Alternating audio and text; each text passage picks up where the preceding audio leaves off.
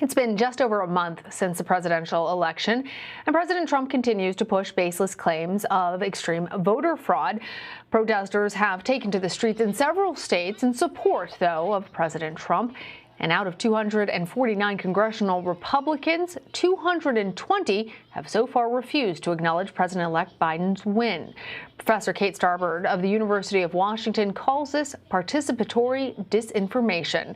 In other words, a false narrative disseminated by someone trustworthy or powerful. And Kate joins us now. She's an associate professor of human-centered design and engineering at the University of Washington. Kate, why do you say that President Trump and members of his administration have been involved in participatory disinformation, and how prevalent was it before 2016?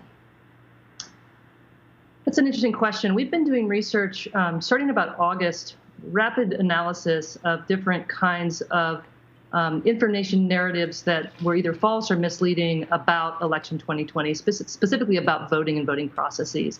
And over again in our research, we saw that though a lot of these narratives might start from a smaller account or an everyday person who misinterpreted things and thought that they were seeing something that was evidence of voter fraud, those narratives were often echoed back or spread or amplified by influential accounts of political leaders, members of the Trump campaign, and accounts with large audiences from hyperpartisan media outlets.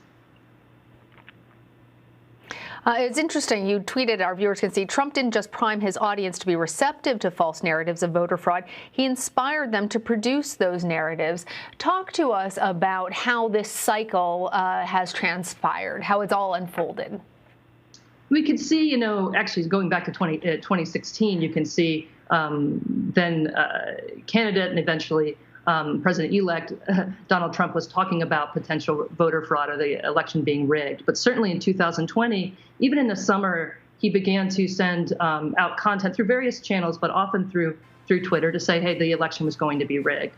And we can see that kind of both priming an audience, but also motivating members of this audience or these online crowds to go out to the polls, to take pictures, to take video, and to in many cases misinterpret what they were seeing as potential voter fraud, and then to spread that widely. So they weren't just hearing him and saying, oh, there's voter fraud. They were helping to create those narratives of voter fraud, and they were actually experiencing the world and seeing voter fraud in many cases where it wasn't happening at all, like where, Sharpie pens were bleeding through on their ballots and they thought they were being taken advantage of or being purposely disenfranchised, or where they took videos of people moving suitcases and it was a photographer moving his suitcases, but they thought, oh, that's someone moving votes. And so we could see this kind of happening over and over again, creating the evidence to fit this overriding narrative that was already there that President Trump helped to set.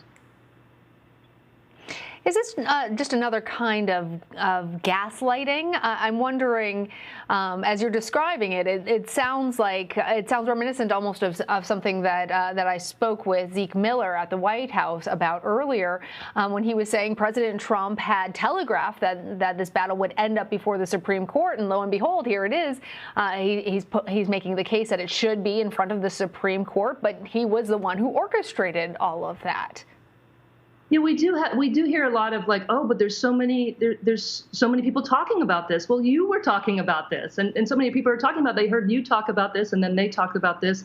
We've talked in one of my classes. One of the students, as I was describing this, said it sounds like a smoke machine where they just keep pumping out smoke, and someone thinks there must be a fire somewhere, but there's no evidence of any fires anywhere. It's just this constant smoke being pushed out as people, in many cases, a lot of the people who are experiencing it think that they're seeing voter fraud because they heard it was going to be there, and then they see something weird. And so it's actually a misinterpretation. And in other cases, it seems to be political leaders trying to take advantage of this for their own agendas. Well, it's interesting, too, how social media and in some ways right-wing media have incentives to try and continue to perpetuate this outrage and this discussion, just as you're describing there. Talk to us about how their interests are aligned with people being upset.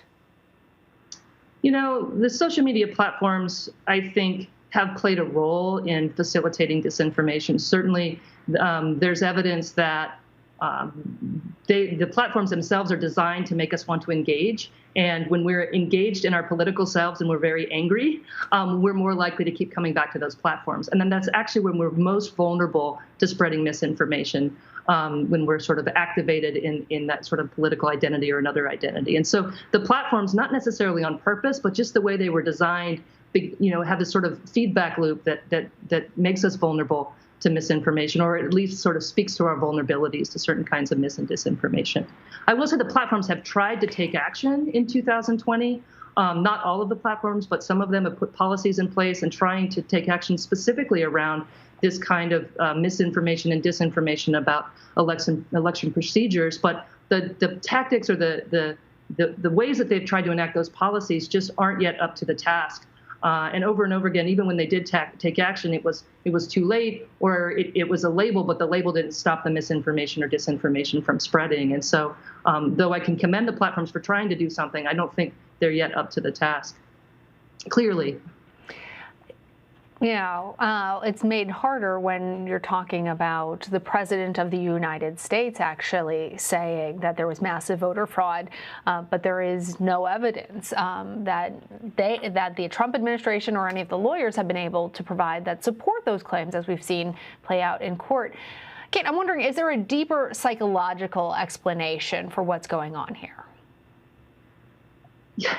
Yes, I'm not a researcher in psychology, so I'm not going to be able to speak widely to that. But there's some evidence that yes, we are vulnerable to misinformation, we're vulnerable to disinformation. There's something about the online environments where those vulnerabilities are certainly being taken advantage of, and maybe they're being, we're even more vulnerable in some ways when we're in these online environments.